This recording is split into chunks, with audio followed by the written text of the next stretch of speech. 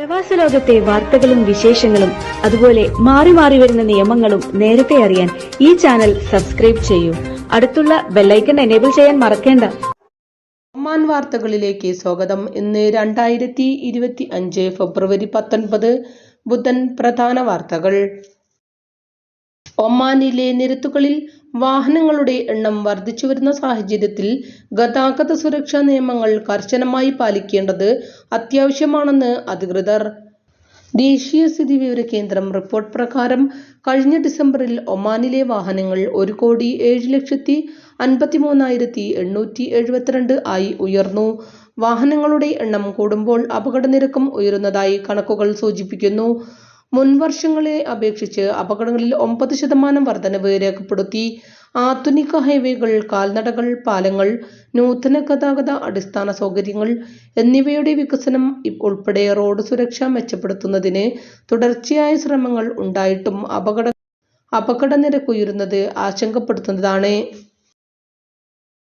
ഈ വർഷം മികച്ച സൂര്യപ്രകാശം ലഭിക്കുന്ന ശൈത്യകാല വിനോദയാത്രാ സ്ഥലങ്ങളുടെ പട്ടികയിൽ ഇടം നേടി ഒമാൻ.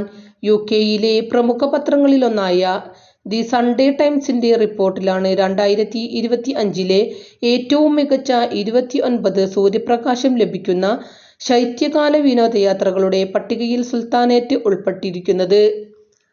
ശരാശരി 23°C താപനിലയുള്ള ഒമാന്റെ സുഖകരമായ ശൈത്യകാല കാലാവസ്ഥ, വൈവിധ്യമാർന്ന പ്രകൃതി സൗന്ദര്യം, സമ്പന്നമായ ചരിത്രം, അറേബ്യൻ ആതിഥ്യം എന്നിവയാണ് പട്ടികയിൽ ഉൾപ്പെടുത്താനുള്ള കാരണമെന്ന് റിപ്പോർട്ടിൽ പറയുന്നു.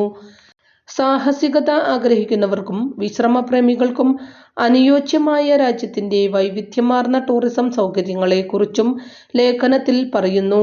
സാഹസികത ആഗ്രഹിക്കുന്നവർക്ക് മുസന്തത്തിന്റെ കടൽ തീരങ്ങളും തെളിഞ്ഞ വെള്ളവും മികച്ച ഒരനുഭവമായിരിക്കും.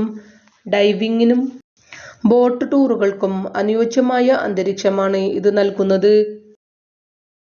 വടക്കൻ ബാത്തിന ഗവർണറേറ്റിലെ ഹെർബൽ കോസ്മെറ്റിക് സ്റ്റോറുകളിൽ ഉപഭോക്തൃ സംരക്ഷണ അതോറിറ്റിയുടെ പരിശോധന. സുവൈക്കിലെ directorate general of consumer protection authority വടക്കൻ Batinah directorate general of health സർവീസസുമായി സഹകരിച്ച് നടത്തിയ പരിശോധനയിൽ ഉപഭോക്തൃ സംരക്ഷണ മാനദണ്ഡങ്ങളും ആരോഗ്യ നിയന്ത്രണങ്ങളും ലംഘിക്കുന്നതായി കണ്ടെത്തിയതിനെ തുടർന്ന് 180 അനധികൃത ഉൽപ്പന്നങ്ങൾ പിടിച്ചെടുത്തു. ഉപഭോക്തൃ സുരക്ഷ പ്രോത്സാഹിപ്പിക്കുക, സേവനദാതാക്കളുടെ ദുരുപയോഗങ്ങൾ ചെറുക്കുക, ഉചിതമായ ആരോഗ്യ സാഹചര്യങ്ങളിൽ ഉൽപ്പന്നങ്ങൾ സംഭരിക്കുകയും കൈകാര്യം ചെയ്യുകയും ചെയ്യുന്നുണ്ടെന്ന് ഉറപ്പാക്കുന്നതിന്റെ ഭാഗമായിരുന്നു പരിശോധന. ഇബ്രി മലയാളി അസോസിയേഷൻ അംഗങ്ങൾക്കായി ആസ്റ്റർ ഹോസ്പിറ്റലുമായി സഹകരിച്ച് സൗജന്യമായും കുറഞ്ഞ നിരക്കിലും വിവിധ മെഡിക്കൽ ചെക്കപ്പുകൾ സംഘടിപ്പിക്കുന്നു. വെള്ളിയാഴ്ച വൈകിട്ട് 5 മണി മുതൽ രാത്രി 8 വരെയും ശനിയാഴ്ച രാവിലെ 8 മുതൽ 1 മണി വരെയും ക്യാമ്പ് നടക്കും. കൂടാതെ വരും ദിവസങ്ങളിൽ ഇമയിലെ അംഗങ്ങൾക്ക് പ്രത്യേക ആനുകൂല്യങ്ങളും ആസ്റ്റർ ഹോസ്പിറ്റൽ നൽകുകയും അതിന്റെ കരാർ ഒപ്പുവയ്ക്കുകയും ചെയ്തു. 2025 വർഷത്തേക്കുള്ള അംഗത്വ ക്യാമ്പയിൻ മാർച്ച് 1 മുതൽ മാർച്ച് 31 വരെ നടക്കും. ഇമ്മ ആശ്വാസനിധി എന്ന പേരിൽ ഒരു കമ്മിറ്റിക്ക് രൂപം നൽകി. രാജ്യത്തെ വടക്കൻ ഗവർണറേറ്റുകളിൽ ഒറ്റപ്പെട്ട മഴയ്ക്ക് സാധ്യതയെന്ന് ഒമാൻ കാലാവസ്ഥാ നിരീക്ഷണ കേന്ദ്രം. അന്തരീക്ഷം മേഘാവൃതമായിരിക്കും. ബുറൈമി, ദാഹിറ, വടക്ക് തെക്കൻ ബാത്തിന, ദാഖ്ലിയ ഗവർണറേറ്റുകളിൽ മഴ ലഭിക്കും. മുസന്തം, അൽ ഹജർ പർവ്വതനിരകളുടെ ചില ഭാഗങ്ങളിലും ഒമാൻ കടലിന്റെ തീരപ്രദേശങ്ങളിലും ഒറ്റപ്പെട്ട മഴയ്ക്ക് സാധ്യതയുണ്ടെന്നും കാലാവസ്ഥാ നിരീക്ഷണ കേന്ദ്രം അറിയിച്ചു. Buraimi, Dhahira, Al Wusta, Dhofar, തെക്കൻ ഷർഖിയ ഗവർണറേറ്റുകളുടെ ചില ഭാഗങ്ങളിലും ഒമാൻ കടലിന്റെ തീരപ്രദേശങ്ങളിലും മൂടൽമഞ്ഞ് രൂപപ്പെടാനും സാധ്യതയുണ്ട്. മരുഭൂമിയിലും തുറന്ന പ്രദേശങ്ങളിലും പൊടി ഉയരുമെന്നും കാലാവസ്ഥാ നിരീക്ഷണ റിപ്പോർട്ട് പറയുന്നു. വടക്കൻ ബാത്തിന ഗവർണറേറ്റിലെ ലിവയിൽ മലയാളി ഉൾപ്പെടെ 4 പേരുടെ മരണത്തിനും 15 പേർക്ക് പരുക്കേൽക്കുന്നതിനും ഇടയാക്കിയ അപകടത്തിൽ കുറ്റക്കാരനായ ഇന്ത്യക്കാരന് തടവും നാടുകടത്തലും ശിക്ഷ വിധിച്ച് ലിവ പ്രാഥമിക കോടതി. എതിർദിശയിൽ ട്രക്ക് ഓടിച്ച് അപകടം സൃഷ്ടിച്ച സംഭവത്തിലാണ് മുഹമ്മദ് ഫറാസ് എന്നയാൾക്കെതിരെ കോടതി വിധിയുണ്ടായിരിക്കുന്നത്. 11 വാഹനങ്ങളാണ് ഫറാസ് തെറ്റായ ദിശയിൽ ഓടിച്ച ട്രക്ക് ഇടിച്ചത്. മുഹമ്മദ് ഫറാസിന്റെ ഡ്രൈവിംഗ് ലൈസൻസ് 1 വർഷത്തേക്ക് റദ്ദാക്കും. അപകടത്തിന്റെ നാശനഷ്ടങ്ങളുടെ തുകയും ഇയാളിൽ നിന്ന് ഈടാക്കും. ശിക്ഷാ നടപടികൾ പൂർത്തിയാക്കിയ ശേഷം ഫറാസിനെ എന്നേക്കുമായി ഒമാനിൽ നിന്ന് നാടുകടത്താനും കോടതി ഉത്തരവിൽ പറയുന്നു. ലിവ റൗണ്ട് എബൌട്ടിലിന് സമീപം കഴിഞ്ഞ വർഷം മെയ് 8-നാണ് വാഹനങ്ങൾ കൂട്ടിയിടിച്ച് വലിയ അപകടമുണ്ടായത്. തൃശൂർ സ്വദേശി സുനിൽകുമാർ 48 ആയിരുന്നു മരണപ്പെട്ട മലയാളി. മറ്റുള്ളവർ സ്വദേശികളായിരുന്നു. ട്രക്ക് ഉൾപ്പെടെ 11 വാഹനങ്ങളാണ് അപകടത്തിൽപ്പെട്ടത്. പരുക്കേറ്റവരിൽ ചിലരുടെ നില ഗുരുതരമായിരുന്നു. മുഹമ്മദ് ഫറാസ് എതിർദിശയിൽ വാഹനം ഓടിച്ച് മറ്റു വാഹനങ്ങളിൽ ഇടിക്കുകയായിരുന്നു. എതിർദിശയിൽ അതിവേഗതയിൽ വന്ന ട്രക്ക് കാറുകൾക്ക് മേൽ ഇടിച്ചു നിൽക്കുകയായിരുന്നുവെന്ന് പുറത്തുനിന്ന ദൃശ്യങ്ങളിൽ വ്യക്തമായിരുന്നു. സംഭവത്തെക്കുറിച്ച് റോയൽ ഒമാൻ പോലീസ് അന്വേഷിക്കുകയും മാസങ്ങൾക്കകം തന്നെ കുറ്റക്കാരനെതിരെ ശിക്ഷ വിധിക്കുകയും ചെയ്തു. സുനിൽകുമാറും കുടുംബവും റെസിഡൻസ് പുതുക്കുന്നതിനായി ലിവയിൽ പോയി മടങ്ങി വരികയായിരുന്നു.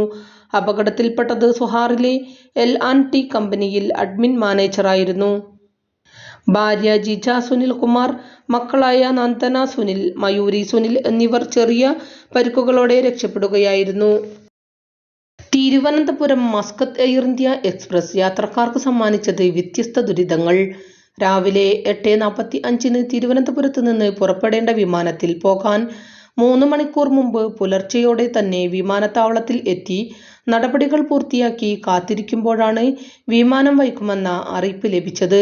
വൈകിട്ട് 6 മണിയോടെ മാത്രമേ പുറപ്പെടൂ എന്നും യാത്രക്കാരെ അറിയിച്ചു.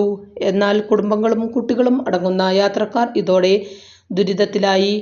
യാത്രികർ വിമാനത്താവളത്തിൽ ബഹളം വെച്ചതോടെ ഇവരെ തിരുവനന്തപുരം നഗരത്തിലെ ഹോട്ടലിലേക്ക് മാറ്റാമെന്ന് അറിയിച്ചു. 45 യാത്രക്കാരെ ബസ്സിൽ കഴക്കൂട്ടത്തെ സ്വകാര്യ ഹോട്ടലിലേക്ക് എത്തിക്കുകയും ചെയ്തു. എന്നാൽ ഇത്രയും പേർക്ക് റൂം ബുക്ക് ചെയ്തിട്ടില്ലെന്ന് പറഞ്ഞ് യാത്രക്കാരെ ഹോട്ടൽ അധികൃതരും തടഞ്ഞു. എയർ ഇന്ത്യ ഇങ്ങനെ ഒരു കാര്യം ഞങ്ങളെ അറിയിച്ചിട്ടില്ലെന്നും പണം അടയ്ക്കാതെ ആരെയും താമസിപ്പിക്കാൻ സാധിക്കില്ലെന്നുമായിരുന്നു ഹോട്ടൽ അധികൃതരുടെ വിശദീകരണം. ഇവിടെയും യാത്രക്കാർ ബഹളം വയ്ക്കുകയും എയർ ഇന്ത്യ ഉദ്യോഗസ്ഥരെ വിളിച്ച് പരാതിപ്പെടുകയും ചെയ്തു. എന്നാൽ തങ്ങളുടെ ഭാഗത്ത് വീഴ്ചയുണ്ടായതായി അംഗീകരിച്ച എയർ ഇന്ത്യ അധികൃതർ ഹോട്ടൽ ചെലവ് വഹിക്കാമെന്ന് ഹോട്ടൽ അധികൃതരെ അറിയിച്ചതോടെ 15 മുറികൾ അനുവദിച്ചു. കേരളത്തിന്റെ വിവിധ ഭാഗങ്ങളിൽ നിന്നും തമിഴ്നാട്ടിൽ നിന്നും വരെയുള്ള യാത്രികർ ഇക്കൂട്ടത്തിൽ ഉണ്ടായിരുന്നു. വിമാനം വൈകുന്നേരം പറഞ്ഞതിലും സമയം കഴിഞ്ഞാണ് തിരുവനന്തപുരത്ത് നിന്നും പുറപ്പെട്ടത്. ഇതോടുകൂടി ഇന്നത്തെ വാർത്തകളും വിശേഷങ്ങളും ഇവിടെ അവസാനിക്കുന്നു. കൂടുതൽ വാർത്തകളും വിശേഷങ്ങളുമായി നാളെ കാണാം. നന്ദി, നമസ്കാരം.